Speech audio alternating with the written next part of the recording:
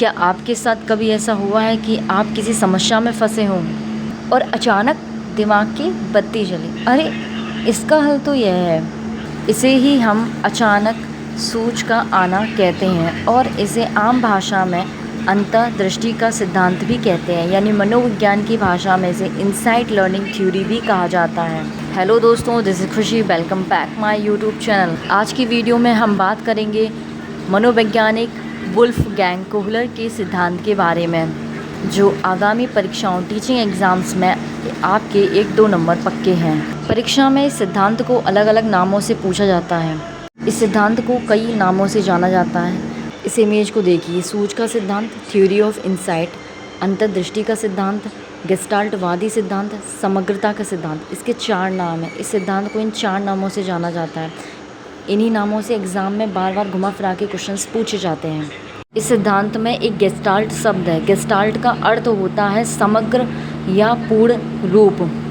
अब बात करते हैं कोहलर की उस मशहूर प्रयोग की जिसने मनोविज्ञान की दुनिया को बदल कर रख दिया। इस कहानी का मुख्य हीरो था सुल्तान नाम का वन मानुष, यानी चिंपैंजी। कोहलर ने सुल्तान की बुद्धि को परखने के लिए 2 अलग अलग प्रयोग किए। कोहलर ने पहले प्रयोग में सुल्तान को एक पिंजरे में बंद कर दिया और उस पिंजरे के बाहर कुछ केले इतनी दूरी पर रख दिए कि उसके हाथ वहाँ तक नहीं पहुँच सके। पिंजरे के अंदर 2 छड़ें रख दी जो एक दूसरे में फिट होती थीं। हाथ पैर फैलाया पर सब बेकार। निराश होकर सुल्तान बैठ गया, पर दिमाग की बत्ती जली। दोनों छड़ों को उठाया, आपस में जोड़ा, एक लंबी छड़ी बन गई जिसने उसने केलों को अपनी तरफ खींच लिया। पर यही कहानी ख़त्म नहीं होती। कोहलर ने इस टेस्ट को और मुश्किल बना दिया।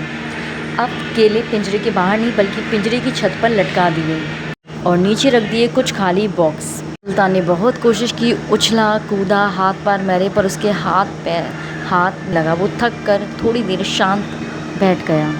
फिर आई असली सूझ। बॉक्स को एक दूसरे के ऊपर रखने लगा और इस तरह सुल्तान ने केले प्राप्त कर लिए।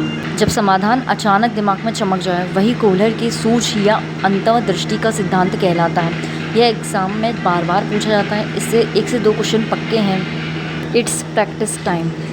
कोहलर सिद्धांत के प्रतिपादक कौन है? Option A Thorndike, option B Pavlov, option C Skinner, option D Kohler. Kohler ने अपना प्रसिद्ध प्रयोग किस पर किया था? ऑप्शन ए चूहे पर, ऑप्शन बी कबूतर पर, ऑप्शन डी चिंपैंजी पर, ऑप्शन डी सुल्तान पर। यहाँ पर चिंपैंजी ही, दोनों ऑप्शन सही हैं, चिंपैंजी और सुल्तान। चिंपैंजी ही सुल्तान है, उसका नाम ही सुल्तान था। कोहलर के प्रयोग में चिंपैंजी का नाम क्या था? इस क्वेश्चन का आंसर आप लोग कमेंट करके ज़रूर बताइए। अगर वीडियो अच्छी लगी हो तो चैनल को सब्सक्राइब करें, लाइक करें और वीडियो को शेयर करें। मिलते हैं नेक्स्ट वीडियो में।